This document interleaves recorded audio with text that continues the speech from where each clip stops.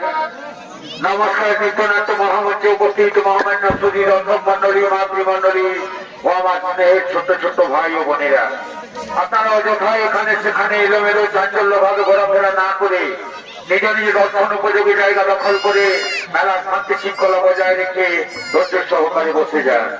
তাই সুখের ঘুমকে ত্যাগ করে সারা রাত্রি জেগে যেভাবে আপনারা দুই দলের দিকে সহযোগিতার হাত বাড়িয়ে দিয়েছেন, স্বর্গীয় ওস্তাদ দুর্যোধন মাতর চৌ সম্প্রদায়ের পক্ষ থেকে সকলকে জানাই অশেষ অশেষ ধন্যবাদ। আর এই ধন্যবাদ জানাতে গিয়ে দেখাবো আপনাদের উদ্ভাসিত মহান মঞ্চে দূরদর্শন খ্যাত শিল্পী স্বর্গীয় ওস্তাদ দুর্যোধন মাতর তৃতীয় ছৌ নৃত্যনাট্য। তাই তার তৃতীয় ছৌ নৃত্যনাট্য মহাভারতের কাহিনী অবলম্বনে মা বোনেদের বোঝার মতো, দাদা ভাইদের দেখার মতো এক সজল পৌরাণিক পালা, যে পালার নাম রাখা হয়েছে ভীম হস্তে কিচক।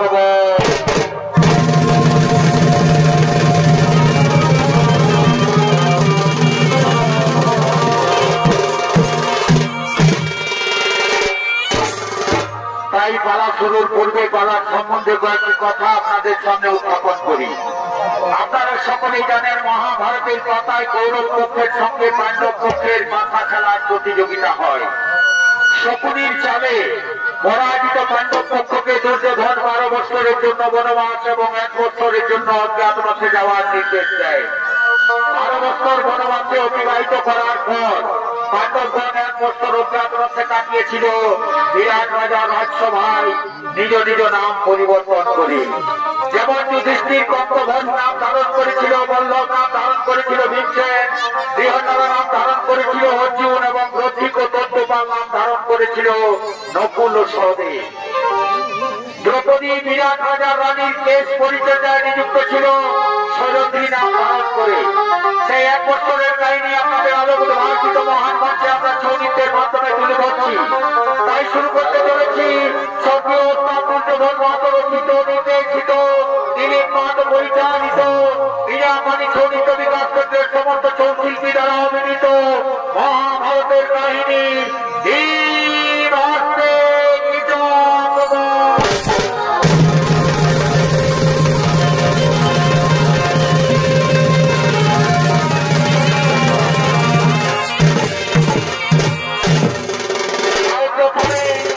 বিরাট রাজা রাজসভা চলেছেন, তার মন্ত্রী সেনাপতি সৈন্যগণ, সঙ্গে রয়েছেন যুধিষ্ঠির রূপী গঙ্গোধর।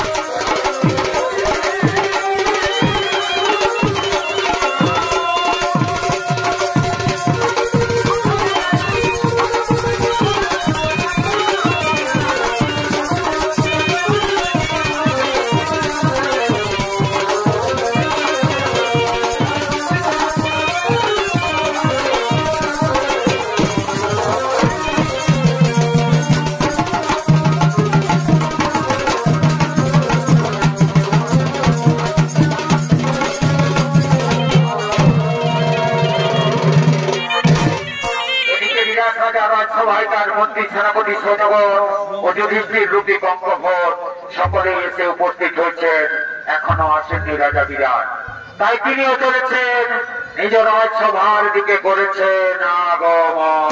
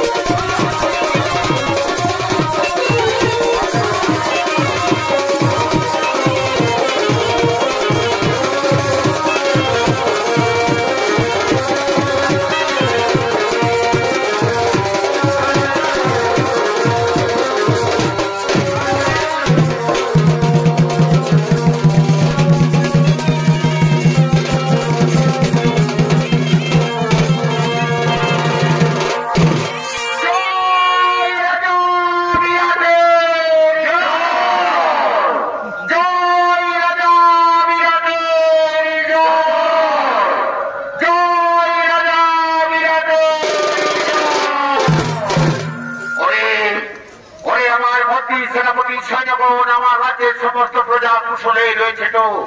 কোথাও কোনো দুঃখের বার্তা নেই তো? কোথাও কোনো অশান্তির সংবাদ নেই তো?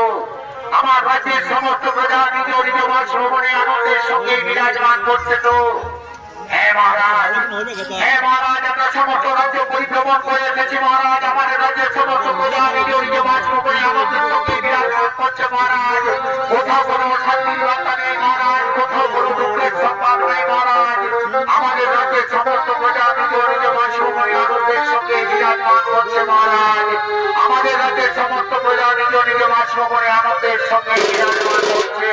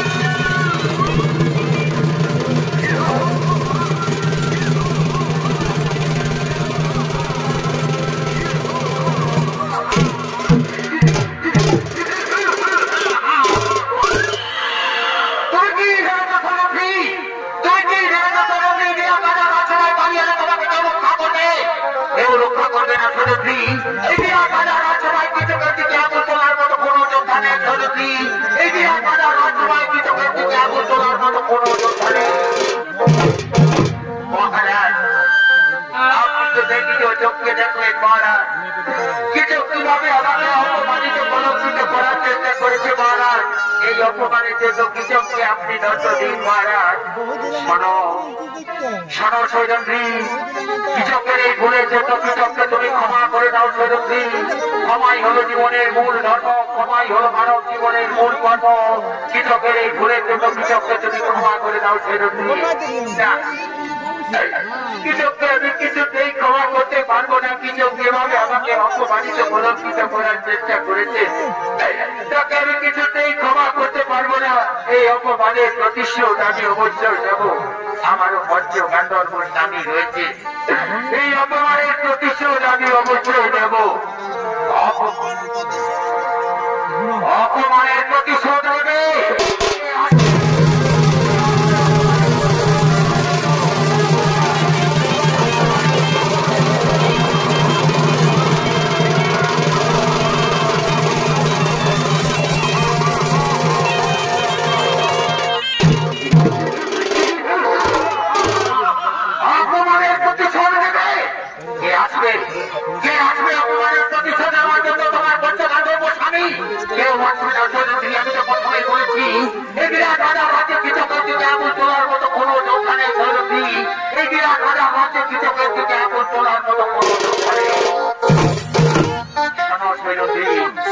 আমার মনে যখন ধরেছে তখন এক না একদিন নিশ্চয়ই আমি তোমাকে আপন করে পাবো সৈরন্দ্রী। আজ আমি এই সভা মাঠ থেকে খালি হাতে ফিরে গেলাম সৈরন্দ্রী, কিন্তু কথাটা যেন মনে থাকে সৈরন্দ্রী।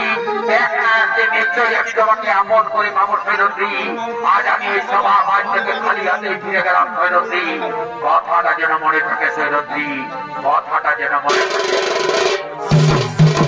মহারাজ, এখনো কি আপনি চুপ করে থাকবেন মহারাজ? প্রজা হলো রাজার কাছে পুত্র সম, প্রজার সুখে দুঃখে বিপদে আপদে রাজার সাহায্যের হাত বাড়িয়ে দেয়। আমি আপনার রাজ্যের একজন প্রজার সম মহারাজ। আমার বিপদের দিকে আপনি যদি এগিয়ে না আসেন, আমি কোথায় যাব? তার কাছে গিয়ে বলবো আমার বিপদের কথা? ও বুঝতে পেরেছি মহারাজ, আপনি যখন আমার দিক থেকে মুখ ফিরিয়ে নিয়েছেন তখন আমি বুঝতে পেরেছি আপনিও ধৃতরাষ্ট্রের মতো স্নেহ বসে অন্ধ রয়েছেন মহারাজ। তাই তো কিচককে দণ্ড দেওয়ার মতো ক্ষমতা আপনার নেই মহারাজ। আপনি যখন কিচককে দণ্ড দিলেন না মহারাজ, তখন আমারও পঞ্চ গান্ধর্ব স্বামী রয়েছে মহারাজ। এই অপমানের প্রতিশোধ আমি অবশ্যই নেব মহারাজ। তাই তো আজ আমি এই সভা মাঝে প্রতিজ্ঞা করে যাচ্ছি মহারাজ। সাক্ষী থাকো চন্দ্র সূর্য, সাক্ষী থাকো ৩৩ কোটি দেবতা, এই সভা মাঝে আমি প্রতিজ্ঞা করে গেলাম মহারাজ। আগামীকালের সূর্য উদয় হয় কিচক দেখতে, নতুবা আমি দেখবো মহারাজ। আগামীকালের সূর্য উদয় হয় কিচক দেখতে, নতুবা আমি দেখবো মহারাজ। আগামীকালের সূর্য উদয় হয় কিচক দেখতে, নতুবা আমি দেখবো মহারাজ।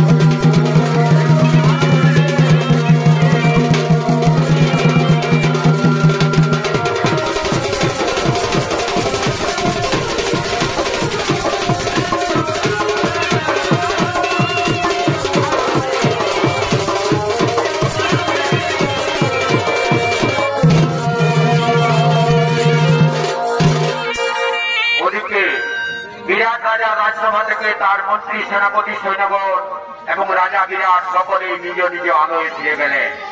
আরেকদিকে বিরাট রাজার রাজ্যে দ্বিতীয় পাণ্ডব ভীমসেন বল্লভ নাম ধারণ করে বিরাট রাজার রাজ্যে রন্ধন কাজে নিযুক্ত ছিল। সেই ভীমসেন চলেছেন তার রন্ধনশালার দিকে।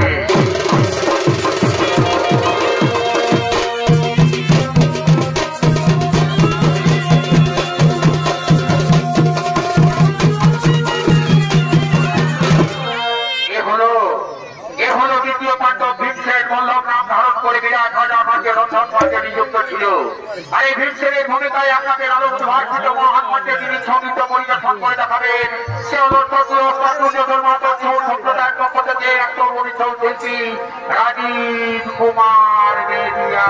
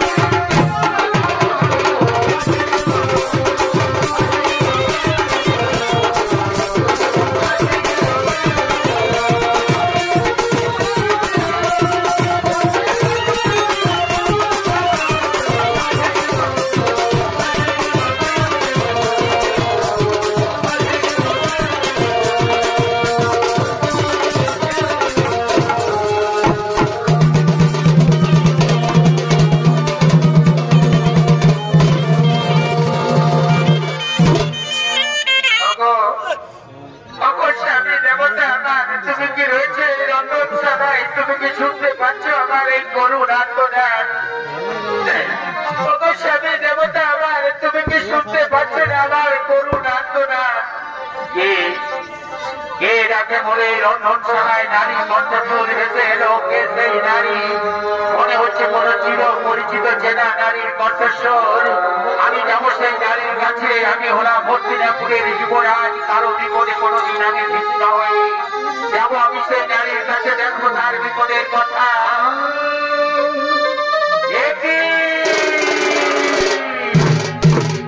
একই সৈরন্দ্রী, তুমি হঠাৎ করে লন্ডন ফিরে যাও সৈরন্দ্রী, এই রন্ধনশালা থেকে ফিরে যাও। যদি তোমাকে কেউ দেখতে পাই তাহলে হয়তো আমাদের অজ্ঞাত মাস আর পূর্ণ হবে না সৈরন্দ্রী। আমাদেরকে পুনরায় যেতে হবে 12 বছরের জন্য। বনমাসে উচ্চতরের অভিজ্ঞতি পূর্ণ হবে সৈরন্দ্রী। আমি যে ফিরে যেতে আসিনি, আমি যে এসেছি আমার অপমানের কথা জানাতে। তুমি কি জানো না কিছু সভাবাজে কিভাবে আমাকে অপমানিত কলঙ্কিত করার চেষ্টা করেছে? আমি সব জানি, আমি সব জানি সৈরন্দ্রী। কালকেই আমি সব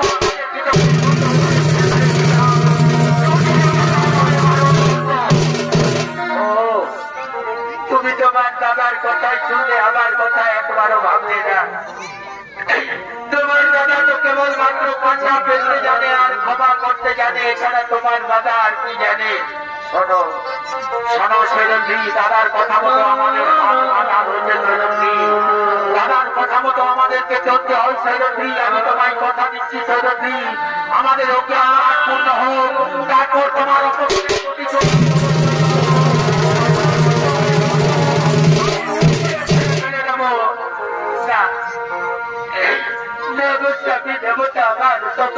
আমি অপেক্ষা করতে পারবো না। আমি যে প্রতিজ্ঞা করেছি আগামীকালের সূর্য উদয় হয় পিছাও থেকে আমি দেখবো। এ তুমি কি করেছো সৈরন্দ্রী? তোমার এই প্রতিজ্ঞাটি আমি কিছুতেই পূর্ণ করতে পারবো না সৈরন্দ্রী। তোমার এই প্রতিজ্ঞাটি আমি কিছুতেই পূর্ণ করতে পারবো না।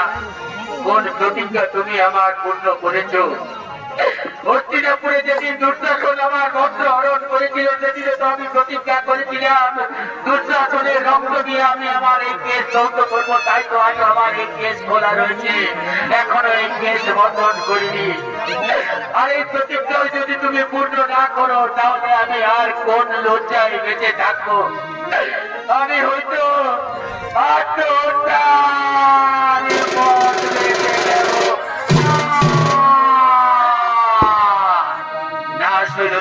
আত্মহত্যার কথা তুমি মুখে আনবে না সৈরন্দ্রী।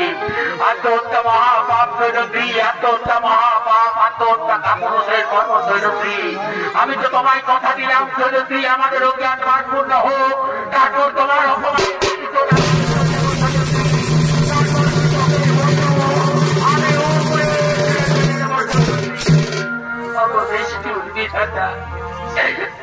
দয়াল ঠাকুর, এই অবাধীর কপালে কি তুমি দুঃখ ছাড়া সুখ করো ঠাকুর? এই অবাধীর কপালে কি তুমি দুঃখ ছাড়া সুখ করো?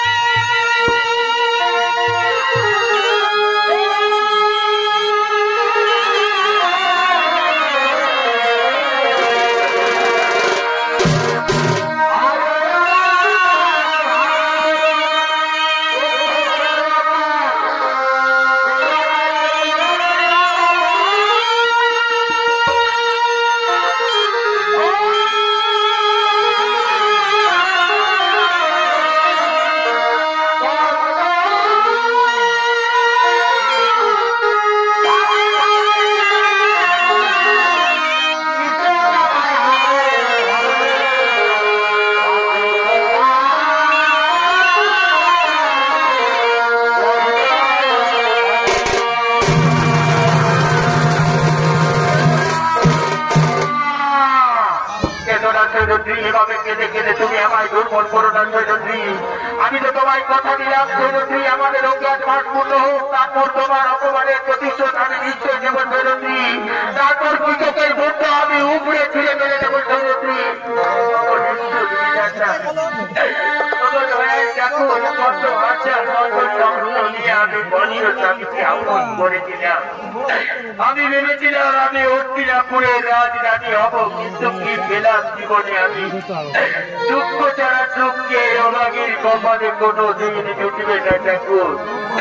দুঃখ ছাড়া সুখকে অভাগীর কপালে কোনো দিন জুটবে না।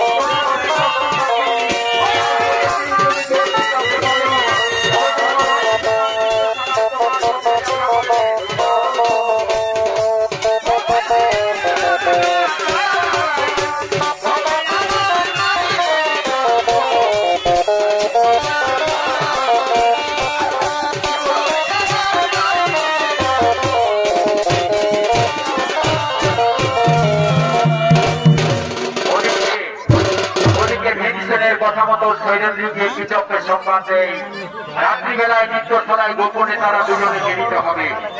আরদিকে ভীমসেনের কথা মতো পূর্বে থেকে ভীমসেন নৃত্যশালায় ছিলেন লুকিয়ে, আরদিকে শৈলেন্দ্রীর কথা মতো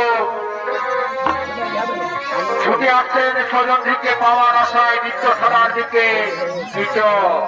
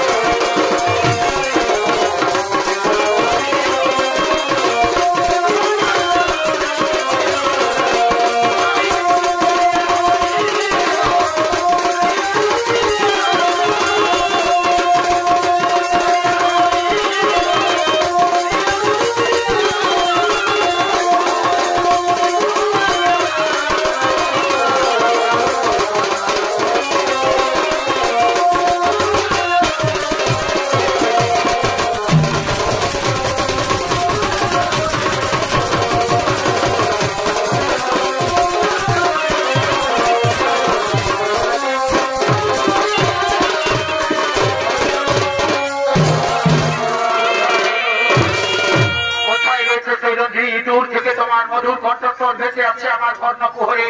আমি যে আরো উন্মত্ত আরো পাগল হয়ে যাচ্ছি শৈলন্দ্রী, তুমি তো আমায় কথা দিয়েছিলে নৃত্যশালায় আমরা রাত্রিবেলায় গোপনে দুজনে মিলিত হবো। ভয় নেই শৈলন্দ্রী, এই নৃত্যশালায় কেউ আসবে না শৈলন্দ্রী, তোমার পঞ্চগান্ধর্ব স্বামীর ভয় নেই। শোনো শৈলন্দ্রী, আমি তোমাকে রাজ রানী করে রাখবো শৈলন্দ্রী। এসো শৈলন্দ্রী, আমার হৃদয় বক্ষে ধরা দাও শৈলন্দ্রী। আসবে না? তবে কি তুমি আমায় মিথ্যা প্রতিশ্রুতি দিয়েছিলে শৈলন্দ্রী? তবে কি তুমি আমায় মিথ্যা প্রতিশ্রুতি দিয়েছিলে?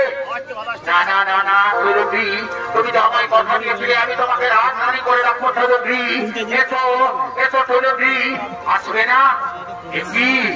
একটি শৈলন্দ্রী, তুমি এভাবে লুকিয়ে রয়েছো কেন শৈলন্দ্রী? আমি নিজেই আসছি তোমার কাছে শৈলন্দ্রী, আমি আসছি শৈলন্দ্রী।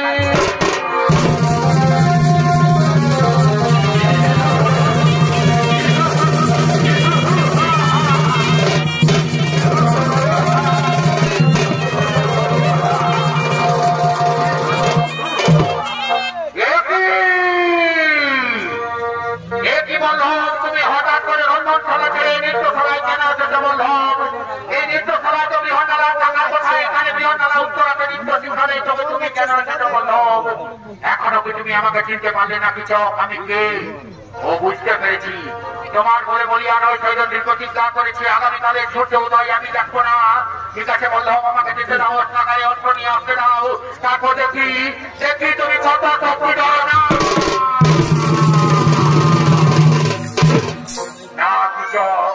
আজকের রাত্রিতে আমি তোমাকে কিছুতেই এই নৃত্যশালা থেকে বাইরে যেতে দেবো না কৃষক। আজকের রাত্রিতে এই নৃত্যশালাতেই তোমার শেষ রাত্রি হবে কৃষক। আজকের রাত্রিতে এই নৃত্যশালাতেই তোমার শেষ রাত্রি হবে।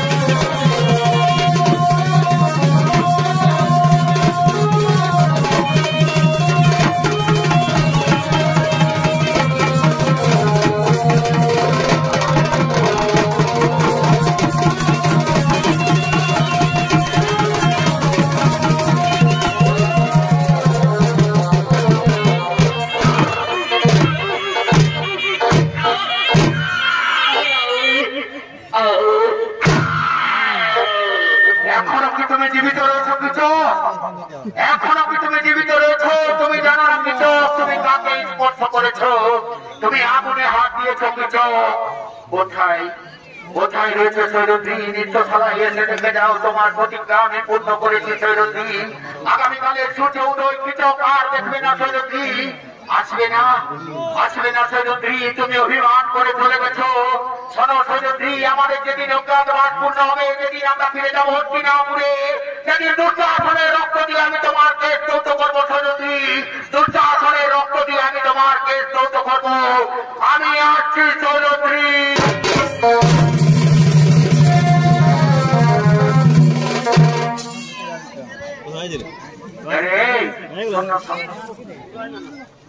তুই না ডাক্তারি কি করিস? দেখো দেখো বাচ্চা আছে না বললো, কোনো তো বুঝতে পারছি না কেমন ডাক্তারি করিস, ঘুরতে ডাক্তার আছিস নাকি? ভালো করে দেখ, ভালো করে দেখ। দাঁড়া দাঁড়া রাখিস, কানে লাগাবারটা নাই কেউ জন্য নাকি? এর এইটা তো মনে হচ্ছে পুনরুদ্যম হয়ে যায়। এই শুনলে এই জন্য বলি টুকুয়াতে পড়াশোনা করবে, রামায়ণ মহাভারত কোনোদিন শুনেছিস? রামায়ণ লিখেছিস তো? পরের বউ সীতাকে বাড়িতে যায় কেমন রাবণের ডিপা শূন্য হয়ে যাচ্ছিল, ওই জন্য বলি সব করিস, পরের বহুর দিকে বানিস না। পরের বহুর দিকে ভালিস যদি তো আধা দিনের জীবনটা চলে যাবে। উঠা উঠা উঠাই দিন থাকলে বাধা হচ্ছে, ওইদিকে লেগে খালটা ঢোকাই দিব, উঠা উঠা তৈরি করি না। বলহরি হরিব, বলহরি হরিব, বলহরি হরিব, বলহরি হরিব, বলহরি হরিব।